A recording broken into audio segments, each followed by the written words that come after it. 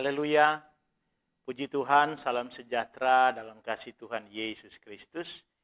Kita jumpa lagi dalam program pelayanan merenungkan kebenaran-kebenaran firman Tuhan.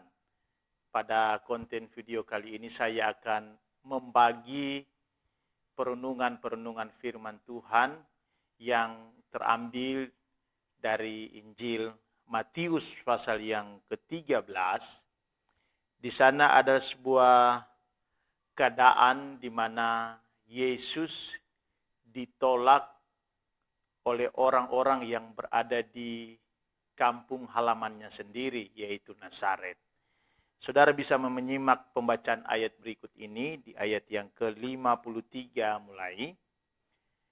Setelah Yesus selesai menceritakan perumpamaan itu, ia pun pergi dari situ.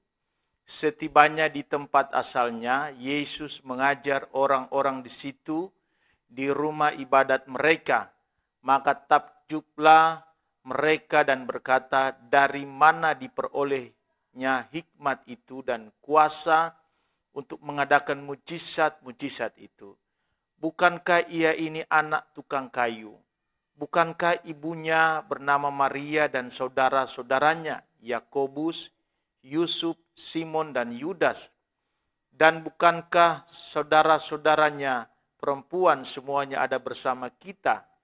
Jadi dari mana diperolehnya semuanya itu? Lalu mereka kecewa dan menolak dia. Maka Yesus berkata kepada mereka, seorang nabi dihormati di mana-mana, kecuali di tempat asalnya sendiri dan di rumahnya. Dan karena ketidakpercayaan mereka, tidak banyak mujizat diadakannya di situ. Nah, saudara, kota Nazaret adalah kota di mana Yesus dibesarkan. Kota ini adalah kota yang pada zaman itu bukan termasuk kota yang besar. Jadi ini kota yang kecil. Nah, Nazaret adalah sebuah kota atau tempat di mana Yesus dan keluarganya itu tinggal dan berdomisili di tempat itu.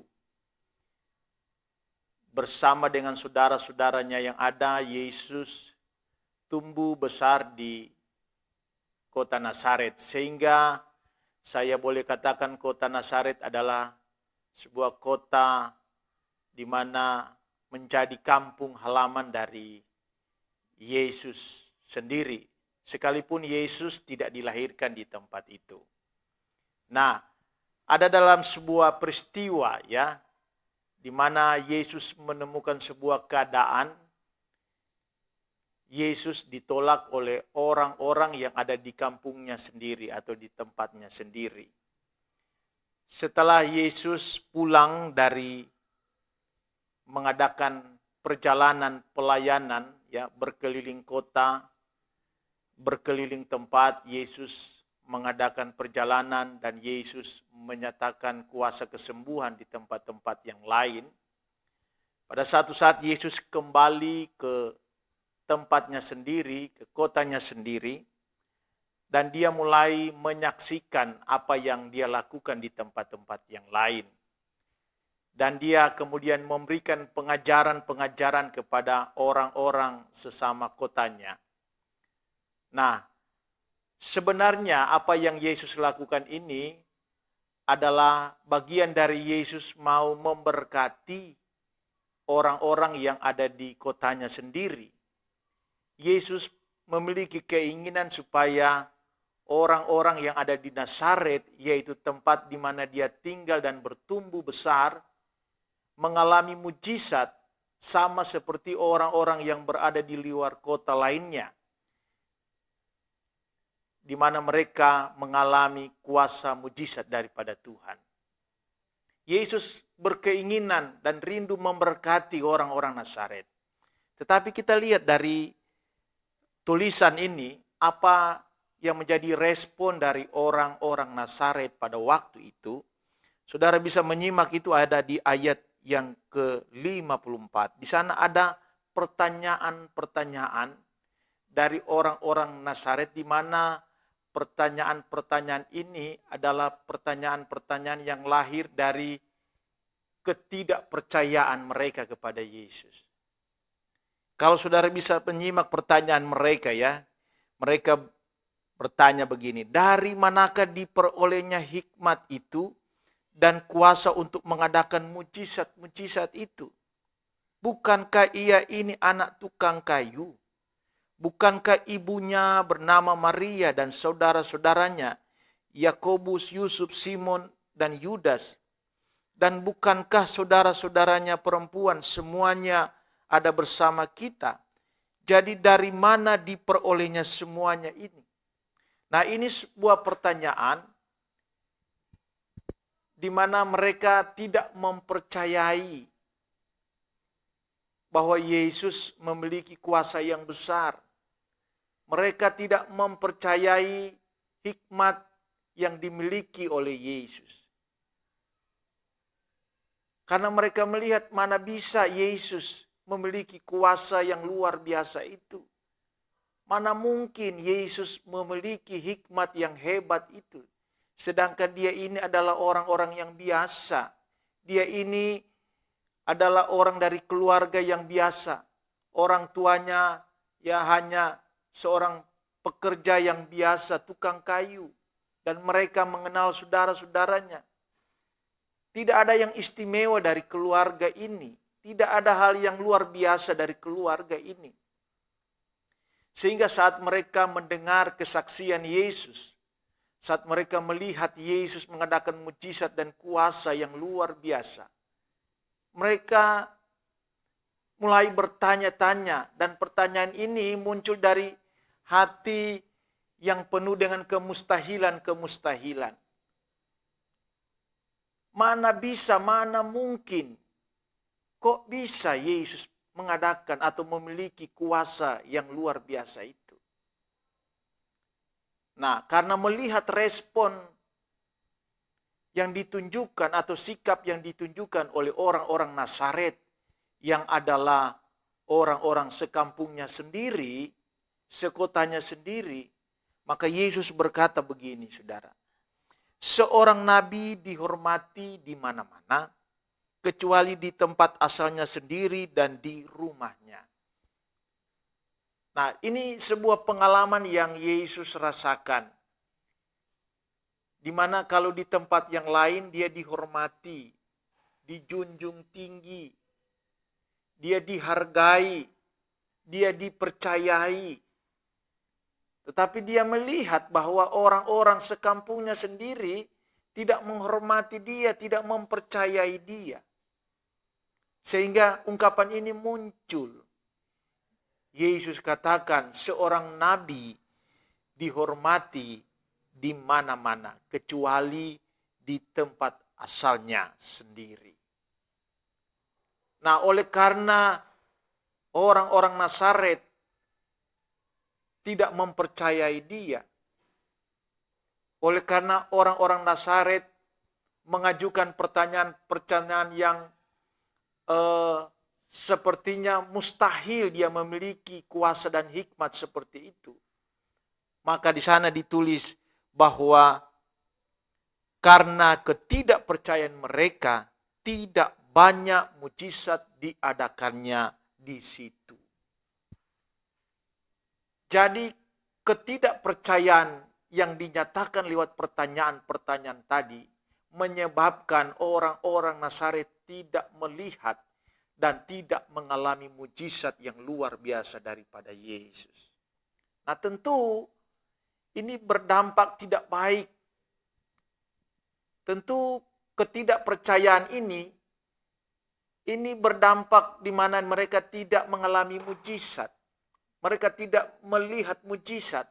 Mereka tidak menerima hikmat, kebenaran yang luar biasa daripada Yesus. Jadi ada dampak yang tidak baik. Ada hal yang tidak baik di mana mereka tidak mengalami mujizat. Nah, ini menjadi sebuah pelajaran ya bagi kita anak-anak Tuhan, orang-orang yang percaya kepada Dia. Kita yang sudah berada di dalam Yesus. Saya mau katakan, jangan kita tunjukkan sikap-sikap ketidakpercayaan kepada Yesus. Jangan tunjukkan hal-hal yang sepertinya mustahil untuk Yesus mengadakan mujizat.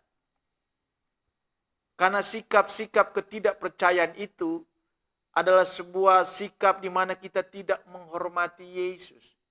Kita tidak menghargai Dia. Nah, sikap-sikap ketidakpercayaan ini akan mempengaruhi pengiringan kita kepada Yesus, di mana kita menjadi orang yang percaya tapi tidak pernah melihat dan mengalami mujizat Tuhan. Oleh karena kita tidak percaya kepada Dia. Mungkin kalau ditanya engkau percaya kepada Yesus, oh iya saya percaya. Tapi begitu engkau diperhadapkan dengan masalah hidup, dengan persoalan hidup, begitu engkau diperhadapkan dengan sakit penyakit, engkau malu berkata, wah mana mungkin sakit saya ini dapat disembuhkan. Mana mungkin persoalan saya ini dapat terselesaikan. Mana mungkin saya dapat lepas dari beban yang berat seperti ini. Mana bisa, tidak mungkin. Nah, sikap-sikap seperti ini, ungkapan-ungkapan pertanyaan ini saya pikir sama dengan ungkapan-ungkapan yang diberikan atau dinyatakan oleh orang-orang Nazaret pada saat itu. Ungkapan yang sama kepada Yesus itu biasanya muncul hari-hari ini dan ada pada jemaat-jemaat Tuhan. Saat mereka dilanda dengan masalah hidup, persoalan hidup, mereka mulai bertanya, mana bisa saya keluar dari masalah hidup ini? Mana bisa saya lepas dari persoalan hidup ini? Kan persoalan ini terlalu berat. Mana bisa saya disembuhkan dari sakit penyakit ini? Penyakit saya sudah berat, penyakit kronis. Saya sudah keliling dokter, tapi tidak dapat sembuh, mana bisa? Nah, ungkapan-ungkapan ini adalah bentuk sikap ketidakpercayaan kita kepada Yesus. Dan itu merupakan bentuk kita tidak menghargai dan menghormati Yesus. Dan ini menjadi penghalang bagi kita untuk kita mengalami mujizat yang luar biasa itu. Mari lewat renungan kebenaran firman Tuhan pada kesempatan ini, saya ingin mengingatkan kita semua menjadi anak-anak Tuhan, menjadi orang yang percaya. Mari kita tunjukkan sikap-sikap yang benar, sikap-sikap yang berkenan kepada Tuhan. Mungkin engkau anggap sepele dengan ungkapan-ungkapanmu, dengan kalimat tutur kata yang keluar dari bibir mulutmu. Dengan mengatakan mana bisa saya sembuh, mana bisa saya lepas dari masalah ini. Tapi ingat, hal yang sepele itu dapat menghambat kita untuk mengalami dan menerima mujizat. Mulai sekarang, kita nyatakan sikap yang benar kepada Tuhan. Lewat ungkapan-ungkapan tutur kata yang benar di hadapan Tuhan. Yaitu dengan berkata, saya yakin saya akan disembuhkan oleh Tuhan.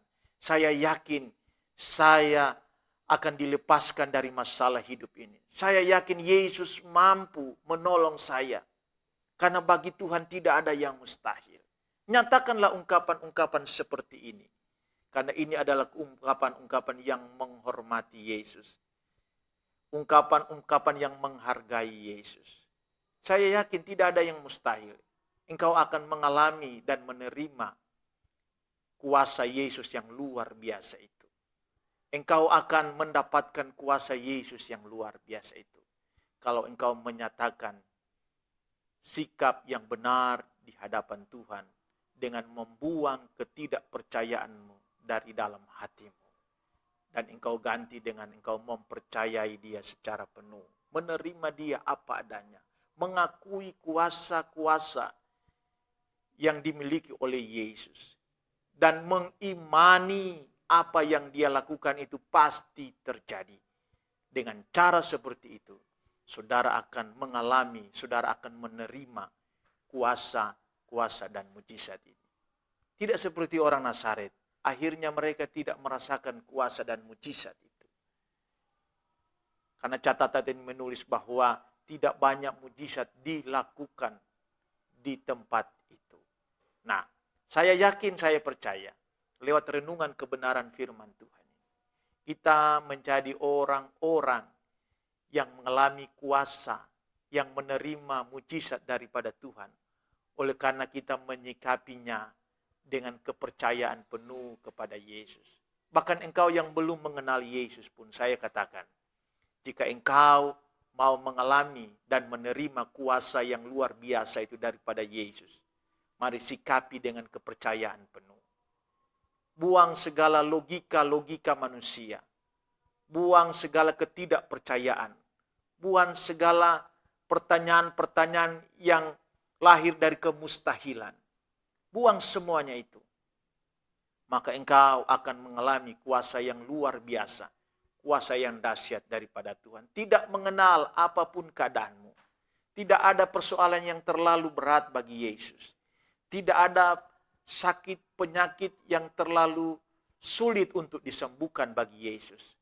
Karena di dalam Yesus kita akan melihat kuasa dan mujizat yang luar biasa itu. Yakinilah, imanilah bahwa pasti akan terjadi di dalam kehidupanmu, kehidupan kita semua yang ada. Puji Tuhan, demikianlah renungan kebenaran firman Tuhan pada kesempatan kali ini. Saya yakin, saya percaya dapat memberkati dan mengingatkan kita semua untuk kita hari-hari ini tetap percaya kepada Yesus. Puji Tuhan, Tuhan Yesus memberkati kita semua.